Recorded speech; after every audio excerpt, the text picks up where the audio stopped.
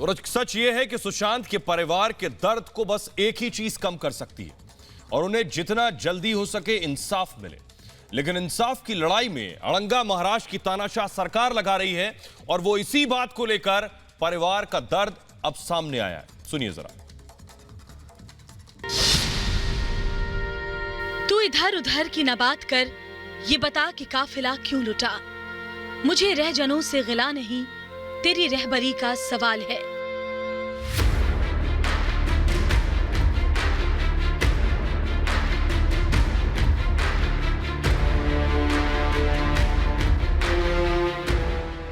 ये शायरी सियासतदानों से सवालों के जवाब नहीं देने पर दागा जाता था, लेकिन एक परिवार जब ये बातें अपने जवान बेटे के लिए इंसाफ मांगते हुए करता है तो फिर सत्ता के काहिलपन का अंदाजा लगाया जा सकता है। एक पिता जब अपने बेटे को सपनों की नगरी में सपने पूरा करने के लिए भेजता है, तब उसे कहाँ मालूम था कि उसका हाड़ मांस का खुशमिजाज प्रतिभावान बेटा अब कभी सही सलामत वापस नहीं आएगा। अगर कुछ आएगी तो एक खबर कि उनका बेटा अब इस दुनिया में नहीं है।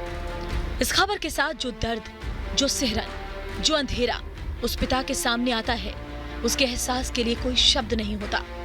लेकिन शब्द निकलते हैं काहिल सत्ता के नशे में चूर कुछ नेताओं के, जो पिता के खिलाफ गंदे आरोप इसलिए लगाने लग जाते हैं क्योंकि पिता ने बस एक सवाल पूछा था, मेरे बेटे के साथ क्या हुआ था। क्या एक पिता को ये जानने का भी हक नहीं कि उसके खुशमिजाज बेटे को मिट्टी में किसने तब्दील कर दिया। सुशांत सिंह राजपूत के पिता और उनके परिवार का दर्द यही है, और जब उन्होंने दर्द को पन्नों में उकेरा तो वो कुछ यूं सामने आया जिसमें सपनों के बर्बाद होने की व्यथा भी है और उसको अंजाम देने वालों पर गुस्सा भी। एक नामी आदमी को ठगों, बदमाशों, लालचियों का झुंड घेर लेता है। इलाके के रखवाले को कहा जाता है बचाने में मदद करें। अंग्रेजों के वारिस है, एक अदना हिंदुस्तानी मरे इन्हें क्यों परवाह हो। 4 महीने बाद सुशांत के परिवार का भय सही साबित होता है। अंग्रेजों के दूसरे वारिस मिलते हैं, दिव्य चक्षु से देखकर बता देते हैं कि ये तो जी ऐसे हुआ है। व्यवहारिक आदमी है, पीड़ित से कुछ मिलना नहीं सो मुल्जिम की तरफ हो लेते हैं। अंग्रेजों के एक और बड़े वारिस तो जालियांवाला फेम जनरल डायर को भी मात दे देते हैं। सुशांत के परिवार को कहते हैं कि तुम्हारा बच्चा पागल था, सुसाइड कर गया, होता रहता है, कोई बात नहीं। ऐसा करो 5-10 मोटे मोटे लालों का नाम लिखवा दो, हम उसका भूत बना देंगे। सुशांत के परिवार को शोक मनाने का समय नहीं मिलता। हत्यारों को ढूंढने के बजाय रखवाले उसके मृत शरीर की फोटो प्रदर्शनी लगाने लगते हैं।